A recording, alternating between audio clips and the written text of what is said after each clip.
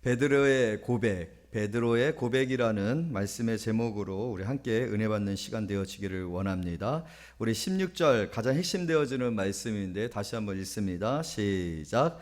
시몬 베드로가 대답하여 이르되 주는 그리스도시요 살아계신 하나님의 아들이시니이다. 시몬 베드로의 고백일 뿐만 아니라 우리 자신들의 고백이기도 합니다. 여러분들이 대답한다라고 생각하고 우리 한번 이 베드로의 고백과 함께 같이 고백되어진 시간 되어지기를 원해요. 주는 그리스도시요. 시작. 아멘. 이것이 여러분들의 고백이기를 원합니다. 우리 주님께 대한 여러분들의 이 고백은 축복된 고백이고, 이 고백은 내 인생의 가장 큰 고백일 뿐만 아니라 내 인생의 모든 가치와 목적과 방향을 결정하는 고백입니다. 이 고백이 우리에게 있지 않는다라면은 우리는 여전히 첫 번째 예수님께서 질문하셨던 그 질문에 대한 답을 하고 있는 수준에 머물러 있는 사람일 것입니다. 그리고 그러한 사람들에 관하여서 예수님은 지금도 여러분들에게 이렇게 질문하고 계실 거예요. 이르시되 너는 나를 누구라 하느냐. 예수님이 첫 번째 질문을 너희는 나를 누구라 하느냐라고 질문하지 아니하셨다라는 거예요. 예수님의 질문은 사람들이 인자를 누구라 하느냐라는 질문이었다라는 거예요. 예수님께서 2년 동안 사역을 하셨습니다. 그리고 2년간의 그 사역의 기간 동안에 많은 일들이 있었죠. 우리가 잘 아는 오병이어의 기적, 그리고 우리가 읽은 이 본문 바로 직전에는 4,000명을 또 먹이시는 그런 기적들이 있었어요. 바다를 잔잔케 하는 기적도 있고 많은 사람들을 치료하시는 기적들이 있었어요. 심지어는 예수님의 그 옷자락만 만지기만 하여도 모든 병이 낫게 되어지는 일들이 있었습니다. 사단들이 물러가고 귀신들이 쫓겨나는 그런 역사들이 나타났어요. 이스라엘에게서는 큰 충격이었죠. 많은 사람들이 예수님에게 찾아왔어요.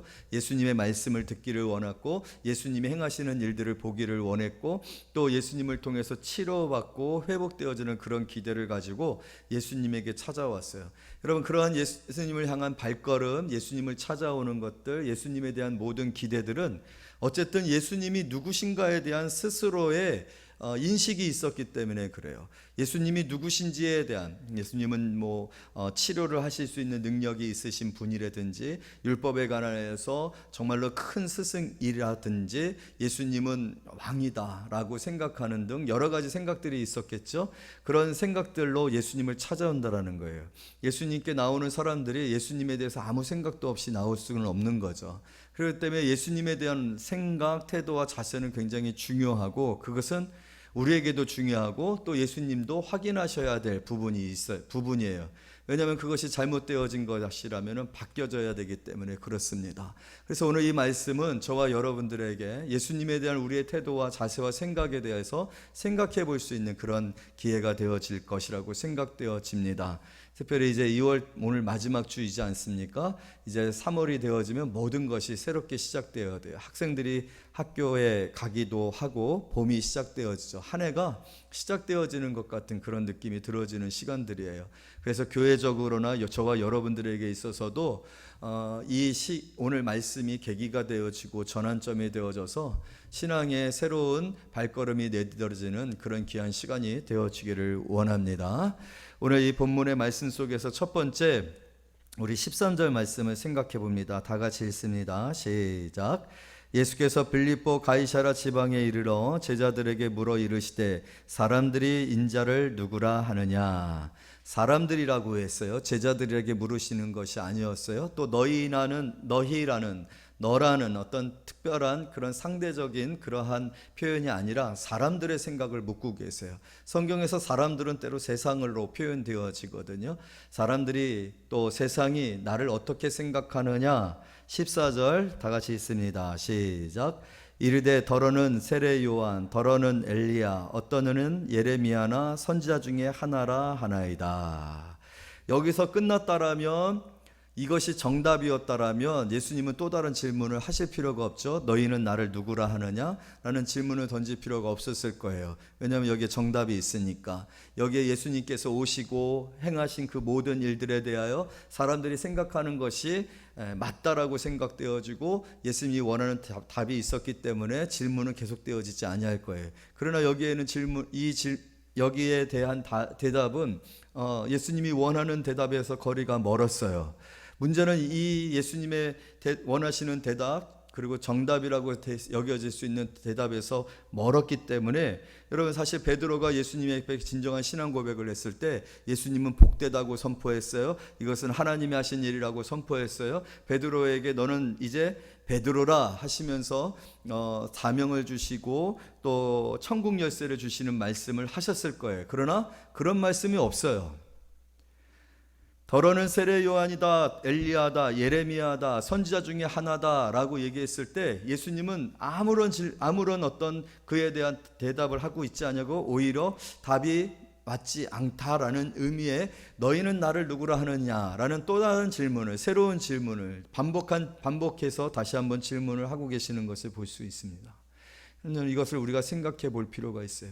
여러분들에게 묻습니다. 우리 주님이 묻습니까? 묻습니다. 물론 세상이라고 하지만은 오늘 저와 여러분들을 향한 질문일 수도 있죠. 너희는 나를 누구라 하느냐? 라고 했을 때 우리가 예수님을 세례 요한으로 또 엘리야로 예레미야로 선지자 중에 하나로 이 속에 담겨진 내용의 의미는 무엇입니까? 과거의 구약의 이스라엘 백성들에게 있어서 이러한 선지자들은 어떤 선지자들이었어요? 능력의 선지자들이었어요. 엘리야는요 죽은 아이를 살려내기까지 했어요. 헌신되어졌어요. 많은 백성들과 함께 공감하고 수고하고 그들이 전하였었던 말씀들이 놀라웠어요. 지금 세상의 사람들이 예수님에 대해서 인식하고 있는 그 수준은 바로 그런 수준이었다라는 거예요. 그런데 만약에 우리가요 그런 수준으로 예수님을 생각하고 그것을 바라고 그것을 보기를 원하고 그것으로 우리의 신앙의 어떤 수준을 정하고 있다라면 저와 여러분은 오늘 베드로의 고백에 이르지 못할 뿐만 아니라 고백에 따른 예수님의 축복을 받지 못하는 사실은 신앙생활을 하고 있지만 교회를 나오고 있지만 교회를 다닌 지 지금 2년 동안 예수님 사역하셨어요. 우리의 그 교회를 다닌 그 연수가 뭐 2년이든 5년이든 10년이든 20년이든 30년이 되었든 간에 여전히 우리는 예수님이 원하시는 고백을 하지 못할 뿐만 아니라 예수님이 그 고백에 대하여서 축복하신 그 축복과는 상관없는 다른 것으로 만족하고 살아가고 있는지 모르겠습니다. 여러분들은 예수님을 어떤 수준으로 생각하고 계시나요? 예수님은 좋은 분이셔. 예수님은 착한 일을 하라고 하시는 분이셔. 예수님은 스승이기에 우리의 인생에 도움이 되어지고 좋은 생각들을 할 수 있게 해주시는 분이셔. 예수님은 사랑이 많으십니다. 그 사랑이 많으신 예수님을 생각하면서 우리는 나름대로 심리적으로 안정감을 느끼고 또 스스로가 심리적으로 만족감을 느껴요. 그래서 예수님은 나를 사랑해 주실 거야. 예수님은 나와 함께 해주시고 계셔. 예수님은 내가 기도하면 그 기도에 응답해 주셔서 내 병을 치료해 주시는 분이셔. 나를 축복해 주시는 분이셔. 라는 그러한 수준으로 우리가 생각을, 물론 우리의 신앙 안에 그러한 은혜들이 있지만 우리가 오늘 세상의 사람들이 생각하는 수준에 머물러 있다라면 여러분 진정 우리의 베드로 고백 이후에 있어지는 그러한 예수님과의 담론은 저와 여러분들에게 없는 거예요. 그런 영적 경험은 저와 여러분에게 없는 거예요. 우리는 여전히 세상의 사람들이 생각하는 인자 예수 그리스도에 대한 수준에 머물러 있는 거예요. 그런데 여러분 참으로도 무서운 것은 무엇이냐면 그런 수준에서의 생각들이 후반부에 어떤 것으로 등장하게 되어지면 우리가 읽지 아니하는 본문 후반부에 보면 우리는 이 사건에 굉장히 불운한 또 어두운 그런 부분을 보게 되어져요. 뭐예요? 예수님이 내가 십자가에 죽게 되어질 것이다 라고 했을 때 베드로가 그것을 어떻게 여깁니까? 그것을 거부해요. 긋고 말려요. 우리 한번 확인해 봅니다. 21절 다 같이 있습니다. 시작. 이때로부터 예수 그리스도께서 자기가 예루살렘에 올라가 장로들과 대제사장들과 서기관들에게 많은 고난을 받고 죽임을 당하고 제3일에 살아나야 할 것을 제자들에게 비로소 나타내시니 22절 베드로가 시작. 베드로가 예수를 붙들고 항변하여 이르되 주여 그리하지 마옵소서 이 일이 결코 죽게 미치지 아니하리다. 여러분 어떻게 보면은 이 22절의 베드로의 반응은요, 그 이전에 사람들은 나를 뭐라고 하느냐라고 하는 것에 대하여 반응하였었던 반응과 일치하고 있어요. 병행하고 있어요. 사람들은 예수님을 그렇게 생각해요. 예수님에게 떡을 얻고자 예수님을 찾아다녔단 말이에요. 예수님에게 병을 치료받고자 따라가졌단 말이에요. 예수님에게 좋은 이야기를 듣고자 예수님을 어떤 율법에 있어서 큰 스승이라 생각해서 가르침을 받고자 따라갔던 착한 사람이 되는, 어떻게 하면 도덕적이고 윤리적인 삶을 살 수 있을까? 여러분, 우리는 결핍이 있을 때요, 그 결핍에 대해서 누군가로부터 위로를 받고 피드백을 받고 싶은 그런 마음이 생겨지게 되어 있어요. 왜냐하면 내가 그거를 어떻게 감당할 수 있는 힘이 없으니까 뭔가 의존하고 싶은 거예요. 치료가 목적이 아니라 내 마음의 이 연약함을 기대어서 뭔가 상쇄되어지기를 원하는 부분들이 있기 때문에 그런 대상들을 요구하는 거예요. 그것이 우리 인류의 어떤 종교심이라고 보여지는 거거든요. 그런 차원에서 했는 거예요. 그런데 예수가 죽는데요, 예수가 십자가에 못 박혀 죽는데요, 그러면 더 이상 내가 기댈 수 있는, 의지할 수 있는 사람이 아닌 거죠. 내가 원하는 것을 해줄 수 있는 사람이 아닌 거죠. 베드로가 긋고 그것을 붙들고 예수님을 붙들고 항변하고, 어떻게 그런 일을 하실 수 있습니까? 그런 일을 하지 마십시오. 그런 일이 미치지 않게 하겠습니다. 여러분, 근데 이게 어떤 것으로 예수님이 표현하고 있느냐 하면 23절 다 같이 있습니다. 예수께서 돌이키시며 베드로에게 이르시되 사단아 내 뒤로 물러가라. 여러분, 어떻게 보면요, 이것은 가장 세상적인 종교심이고 사단적입니다. 우리가 굉장히 위험한 것은요, 우리의 이 신앙생활이 종교적이고 도덕적이고 윤리적인 어떤 기대와 수준에 머물러 있고 어떤 심리적인 안정을 찾기 위한 대안으로 누군가를 믿고 의지하고자 하는 그런 태도들과 자세들이라면, 그리고 기복을 구하고 단지 내 삶에 어떤 평안함과 축복을 기대하는 수준에서 우리가 예수님 도와주세요, 그리고 기도하고 또 신앙생활하고 또 잘 보여야 복을 받으니까 어떤 11조를 빼먹지 아니하고 주일 성수를 하고 종교적인 어떤 열심으로 우리가 교회를 섬긴다? 그러나 그 일이요, 과연 어려움이 생겨지고 오늘 예수님이 십자가에 못 박히신다라는 이런 일들에 봉착했을 때 효과가 없고 축복을 받지 못하고 고난이 오고 심리적인 안정이 오지 않을 때 우리는 예수님을 예수님으로 만나느냐는 거예요. 예수님을 끝까지 예수님으로 고백하고 믿고 신뢰하는 거예요. 그렇지 않다라는 거예요. 오늘 성경은 그것을 사단적이라고 해요. 세상적이다라는 거예요. 베드로의 진정한 고백 이르기 이전에 있었었던 사람들을 향한 그러한 생각들이 결국 우리의 생각이라면, 여러분, 우리의 연수는, 우리의 신앙의 공로와 노력과 수고는 오히려 사단적인 것이 되어질 수 있을 만큼의 치명적인 거예요. 그건 신앙생활이 아닙니다. 분명히 점검하셔야 돼요. 우리가 예수님께 대한 인식, 우리의 태도나 자세가 어떤 것인지를 분명하게 인식을 하셔야 돼요.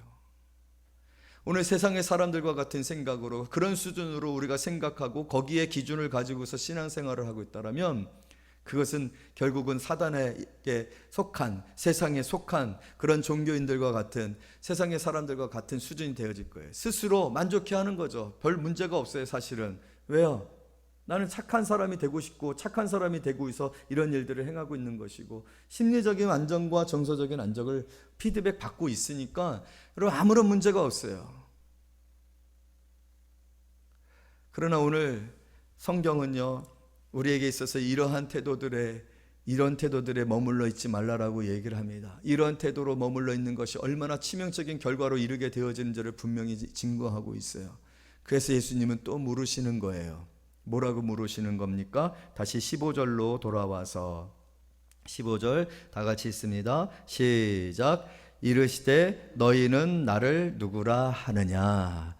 이것은 굉장히 중요한 질문입니다. 너와 나의 문제라는 거예요. 이런 신앙생활은요, 너와 나의 문제예요. 주님과 나의 문제입니다. 그래서 오늘 이 말씀이 선포되어지고 나서 예수님께서 베드로로부터 진정한 신앙의 고백을 받지 않습니까? 여러분, 이런 진정한 신앙의 고백은 우리의 신앙에 있어서 우리가 세상적인, 세속적인, 그리고 사단에 속한 그런 수준이 아니라 진정한 영적이고 하나님에게 속하고 하나님으로 말미암고 하나님의 사람이 되고 하나님의 백성이 되어지는 순간이에요. 너는 나를 누구라 하느냐? 여러분 스스로가 주님께 대하여 어떠한 태도와 어떠한 자세를 가지고 있는지를 분명하게 우리가 알아야 되고, 예수님께 대한 여러분들의 진정한 인식이 필요해요. 예수님이 여러분들에게 누구신지, 나는 예수님을 어떻게 생각하고 있는지, 예수님은 내 인생에 어떤 분이신지, 그 질문을 항상 예수님은 여러분들에게 하십니다. 우리가 세상의 사람들과 같은, 그리고 전통적이고 형식적이고 또 세월이 계속되어져서 경험되어지고 습관화되어진 어떤 신앙의 태도와 자세가 아닌, 오늘 지금 이 순간에 주님께 대한 나의 자세와 태도, 주님을 내가 어떻게 인식하고 알고 있고 어떻게 주님을 생각하고 있는지를 주님은 모르신다라는 거예요. 왜냐하면 거기서부터 달라지기 때문에, 거기서부터 수준이 현격하게 달라지기 때문에, 비교할 수 없는 잣대와 기준으로 우리의 인생이 구별되어지기 때문에 그렇습니다. 우리가 세상의 사람들로 같은 수준으로 예수님을 인식하고 한다라면, 우리가 요구하고 우리가 원하고 우리가 바라고 우리가 소원하는 것들과, 또 오늘 우리가 성경에서 지금 요구하고 있는 너는 나를 누구라 하느냐, 이 질문에 대한 우리의 진정한 고백이 있었을 때 우리에게 주어지는 것은 너무나도 다르다라는 거예요. 17절 우리 다 같이 읽도록 하겠습니다. 시작. 예수께서 대답하여 이르시되 바요나 시몬아 내가 복이 있도다. 할렐루야. 여러분, 오늘 우리의 신앙 고백이 너는 나를 누구라 하느냐, 이 질문에 대한 베드로의 고백, 신앙의 고백, 진정한 고백, 주님이 원하시는 그런 고백, 우리가 정말 성경이 원하시는, 하나님이 알기를 원하시는 그 고백으로 우리가 하나님을 고백했을 때, 그것이 오늘 성경이 우리에게 선포하는 축복입니다. 내가 복되도다. 우리가 하나님을 제대로 아는 것, 여러분, 이것이 우리의 복이고 복의 시작이고 우리의 모든 복된 삶의 첫 단추인 줄로 믿습니다. 내가 하나님을 제대로 인식하고 예수 그리스도를 성경이 원하는 대로, 바라는 대로, 하나님이 원하시는 대로 우리가 아는 것, 인식하는 것, 그것은 복이에요. 그런데 그것을 우리가 그렇게 알고 있고 깨닫고 있고 고백하고 있지 않다라면, 여러분, 우리는 복되지 아니하는 거죠. 그런데 그것이 복이다라고 이야기하는 근거가 그 다음에 나오고 있어요. 우리 다 같이 계속해서 17절 있습니다. 시작. 예수께서 대답하여 이르시되 바요나 시몬아 내가 복이 있도다. 이를 내게 알게 한 이는 혈육이 아니요 하늘에 계신 내 아버지니라. 할렐루야. 우리가 하나님을, 예수 그리스도를 진정으로 깨닫고 그 예수 그리스도를 고백하는 그 고백은, 이 지혜는 세상의 지혜가 아니에요. 내 실력으로 말미암는 지혜가 아니다라고 얘기했어요. 이거는 혈육이 아니요 하늘에 계신 내 아버지시나, 영적이다라는 거예요. 하나님 아버지의 지혜라는 거예요. 내가 예수 그리스도를 아는 것. 그래서 여러분, 우리가 절대로 교만하지 말아야 될 것은 내가 아는 것이 다가 아니에요. 내가 아는 것으로 여러분, 내가 그리스도를 다 알고 있다라고, 그리스도를 내가 사랑하고 있다라고, 그리스도를 믿고 있다라고 생각하면 안 돼요. 왜냐하면 그것이 베드로가 되어지는, 베드로가 예수 그리스도의 십자가를 거부하고 만류하고 그렇게 하지 않겠다라고 각오하는 것과 똑같은 결론에 이를 수 있기 때문에 그렇습니다.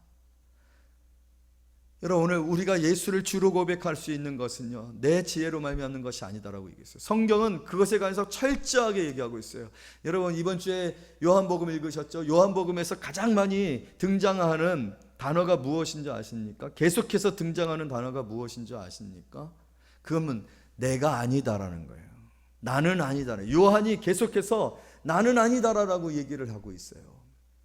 좀 전에 우리가 읽었었던 본문에 보면 더러는 세례 요한이요, 그런데 아니다라는 거예요. 세상은 세례 요한으로 생각하고 세례 요한의 수준으로 생각하는 거예요. 우리도 그렇게 생각하는 수준으로 예수를 생각하는 거예요.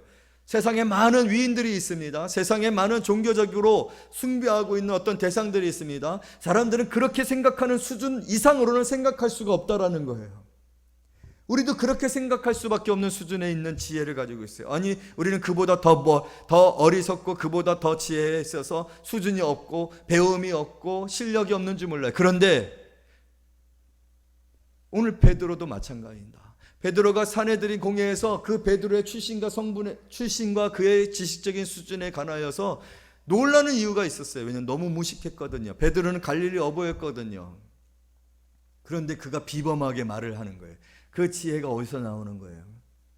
그것은 오늘 성경에 기록하고 있는 것처럼 이를 내게 알게 하니는 혈육이 아니요 하늘에 계신 내 아버지시니라. 여러분, 하늘로부터 하나님의 지혜로 말미암지 아니하고서는 우리는 예수 그리스도로 고백할 수 없습니다. 예수 그리스도를 알 수가 없습니다. 예수 그리스도를 진정한 구세주로 알 수가 없습니다. 오늘 이 일은 하나님께서 택하시고 구원하시며 하나님께서 영광으로 부르신 자에게 주시는 축복인 줄로 믿습니다. 그 지혜가 저와 여러분들에게 주어진 것이기에, 여러분, 그 지혜로 말미암는 진정한 신앙 고백이기에 복된 거예요. 내 수준으로 내가 연구해서 내 실력으로 아는 것, 여러분, 그것으로 우리가 복될 수가 없고 그것으로는 하늘의 기업을 누릴 수가 없습니다. 하나님의 그 약속을 누릴 수가 없습니다. 그래서 이 신앙의 고백이, 내가 예수를 고백함이 얼마나 놀라운 고백일 수밖에 없는 거예요. 그리고 그 고백에 축복이 주어지는 것이죠. 그리고 그 고백으로 말미암아 있어지는 일들이 능력에 관한 일들이 되어지는 거예요.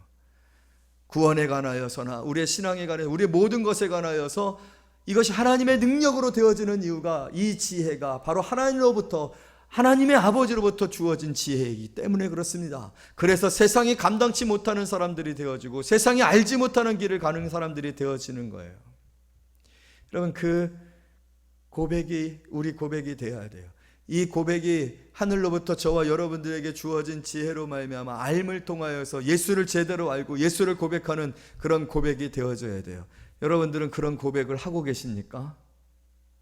때로 여러분 그런 생각들을 하지 않아요? 내가 어떻게 예수님에 관해서 이렇게 아는 것이, 예수님을 아는 것이 주일학교 아니면 조금 더 평가해 주면 청소년부에서 아이들에게 가르쳐주는 수준 이상을 벗어나지 못하고 있다라는 생각해 보신 적 없으십니까? 깊어지지가 않아요. 신령해지지를 않아요. 풍성해지지를 않아요. 은혜로워지지를 않아요.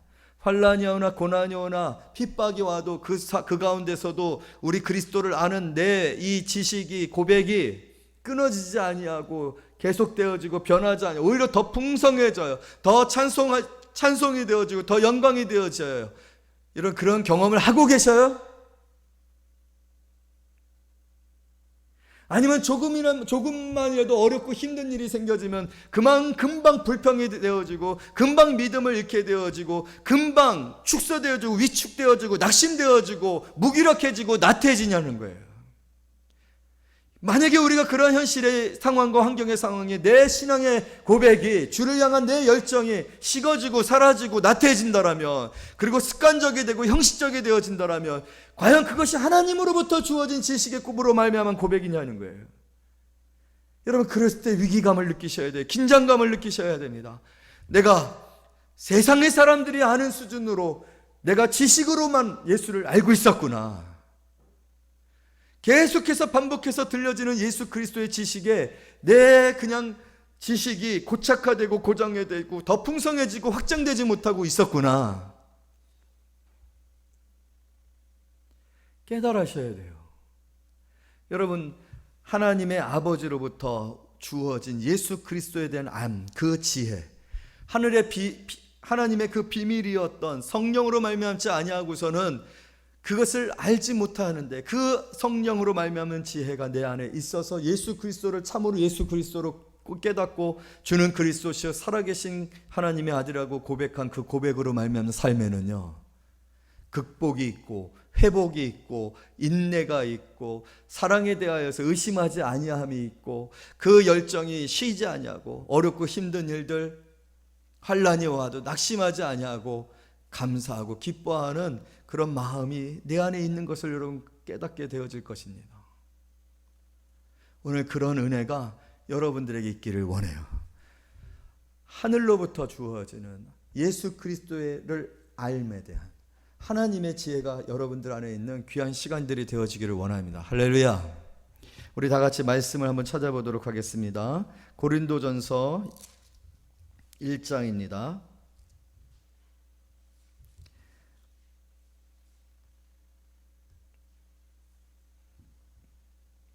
고린도전서 1장 18절에서 25절 우리 한 절씩 교독하겠습니다.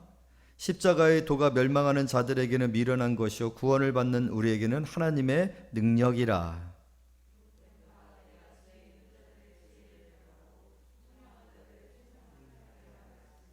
지혜 있는 자가 어디 있느냐? 선비가 어디 있느냐? 이 세대의 변론가가 어디 있느냐? 하나님께서 이 세상의 지혜를 미련하게 하신 것이 아니냐?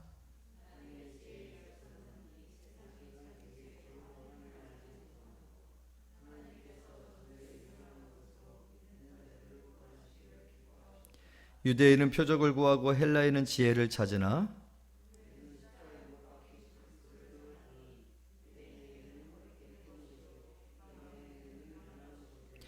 오직 부르심을 받은 자들에게는 유대인이나 헬라인이나 그리스도인이나 하나님의 능력이요 하나님의 지혜니라.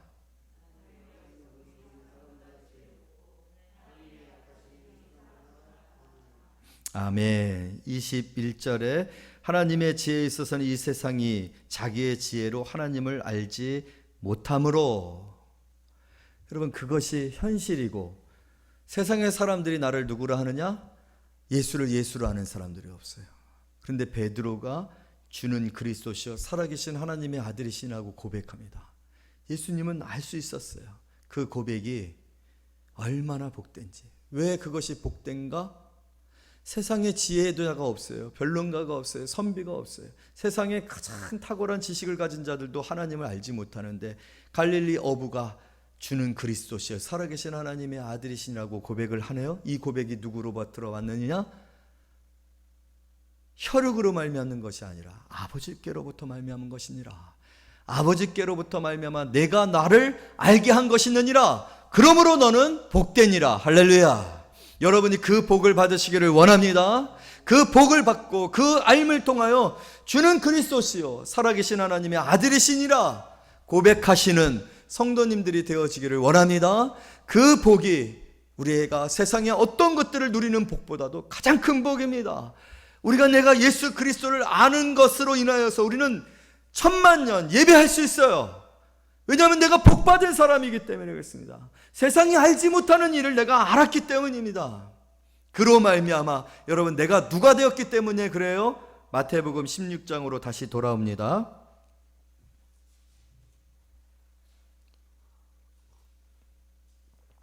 18절 굉장히 중요한 우리의 인생에 관한 여러분들에 관한 예수님의 선포가 있어요. 다 같이 읽습니다. 시작.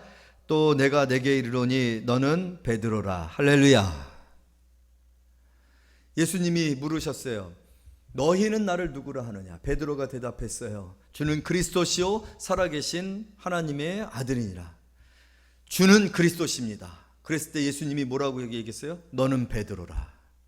한번 따라서 해보세요. 주는 그리스도시요 너는 베드로라. 여러분 베드로 되시기를 원합니다. 시몬이 되지 마시고 물고기를 낚는 어부가 되지 마시고 사람을 낚는 어부 베드로가 되세요. 신앙생활은요, 제 주민등록번호가 690-514-105111인데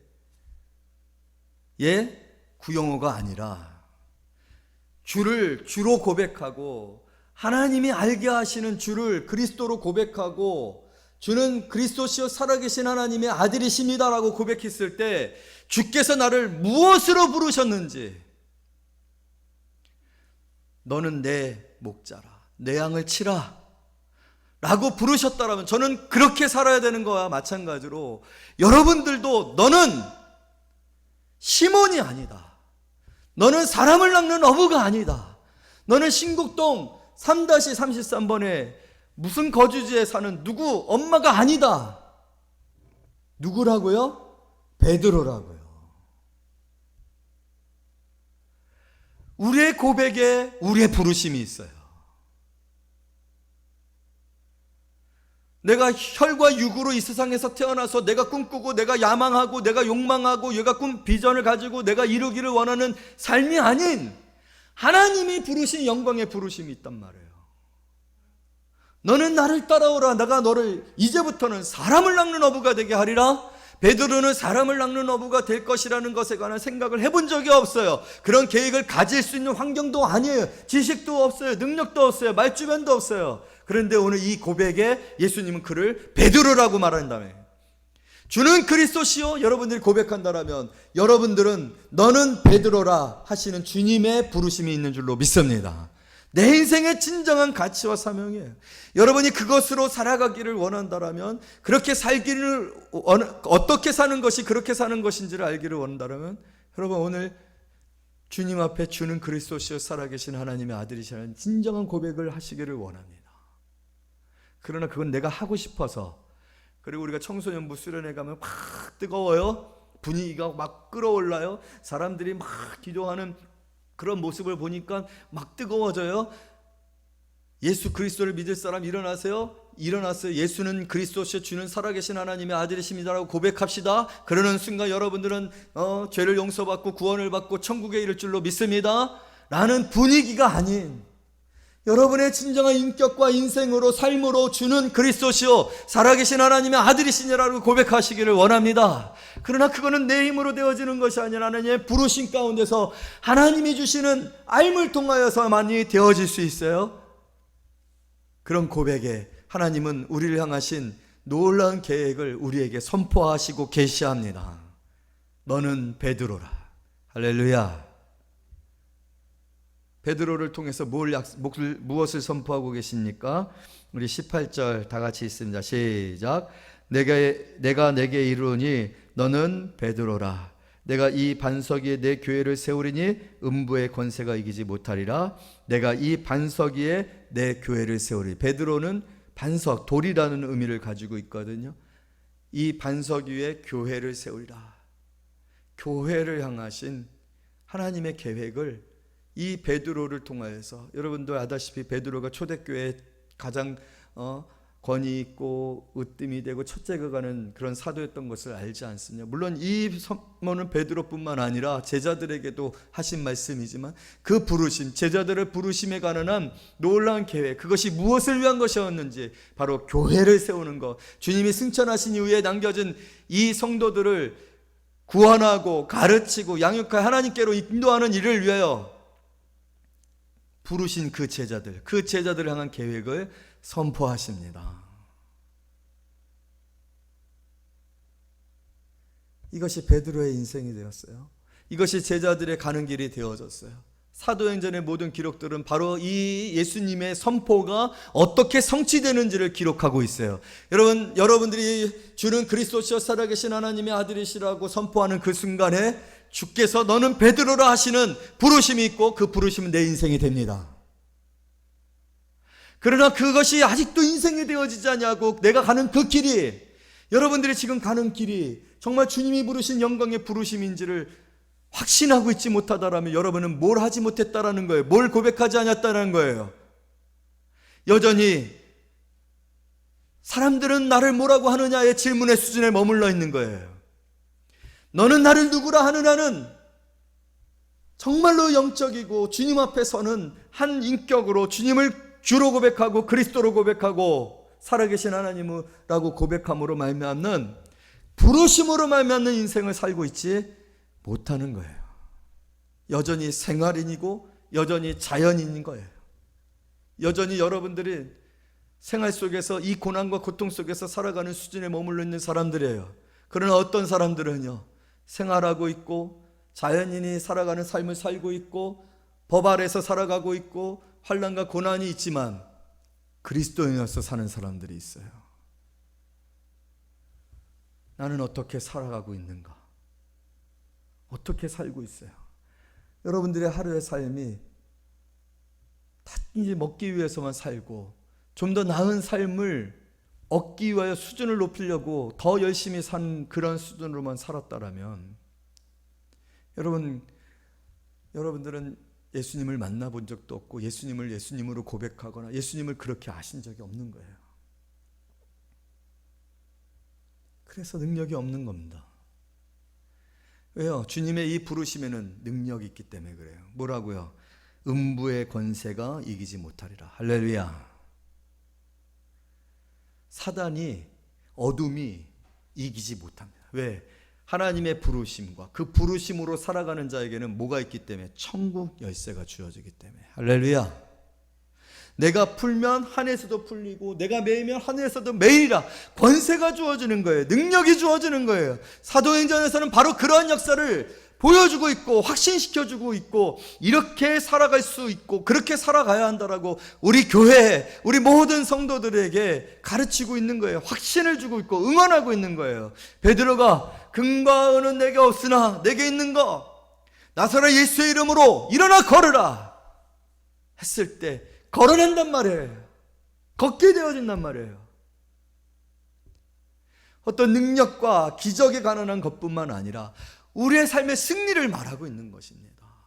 이 세상의 금과 은으로 어떤 성광이나 성공이나 사람들의 목표나 어떤 기대하고 상관하지 아니하고 여전히 하나님의 나라의 백성으로서의 그런 기쁨과 감격, 천국의 소망을 가지고 있고 모든 것에 감사하고 모든 것에 기뻐하고 영혼들을 사랑하고 그 영혼들을 구원하기 위해서 기도하고 수고하고 헌신하고 주님 앞으로 이끌고 어려운 이들과 함께하고 주님이 살아가셨던 그 삶, 2년 동안 보여주셨던 그 삶, 그러나 그것이 하나의 탁월한 어떤 성인과 성자로서의 삶이 아니라 하나님의 아들로서의 삶, 하나님의 자녀들로서의 삶, 영접하는 자 곧 그 이름을 믿는 자들에게는 하나님의 자녀가 되는 권세를 주셨으니 하나님의 아들들의 권세를 나타내고 영향력을 미치고 변화시키는 삶,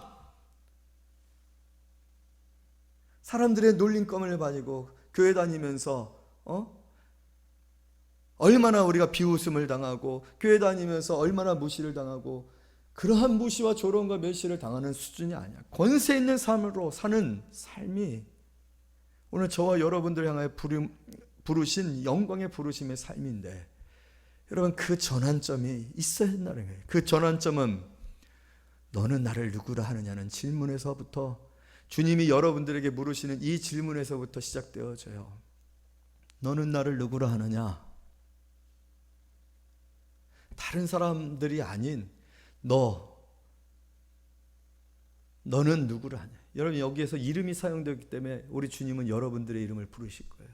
삭개오를 부르셨던 것처럼. 바요나 시몬아 내가 다른 사람들보다 나를 사랑하느냐? 또 물으셨던 것처럼 여러분들에게 여러분들의 이름을 부르시면서 누구누구야? 너는 나를 누구라고 하느냐?